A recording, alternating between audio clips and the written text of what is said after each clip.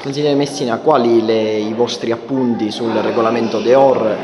È un regolamento risolutivo della situazione centro storico e dei problemi che hanno i cittadini e i commercianti?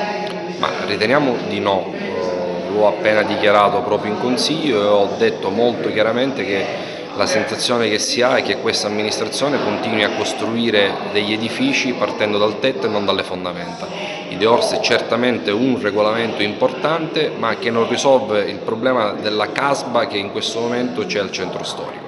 Per risolvere questo problema si passa da un piano sicurezza, un piano viabilità, un piano parcheggi e tutta una serie di iniziative che questa amministrazione purtroppo non sta mettendo in campo, e la preoccupazione più grande è che continua a non volerle mettere in pratica. Abbiamo parlato di piano commerciale, abbiamo detto che è inutile parlare di DEORS se prima non si parla di piano commerciale, e allora riteniamo che sia certamente un argomento importante, ma che viene preceduto da altrettanti argomenti, se non più importanti, ma quantomeno importanti tanto quanto. Ci sono state delle rimostranze anche sui pericoli che ci possono essere per il fatto che i mezzi di soccorso potrebbero essere impediti, specie nel centro storico.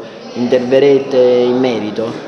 Sicuramente sì, sul regolamento stiamo vagliando l'ipotesi di fare ovviamente degli emendamenti che apportano modifiche in tal senso, perché la sicurezza è prima di tutto, ma anche qua purtroppo mi devo ripetere, purtroppo in alcune strade non dovrebbero essere consentite l'apertura di alcune attività, e questo passa da un piano commerciale che non esiste e che continua a non esistere in questa città.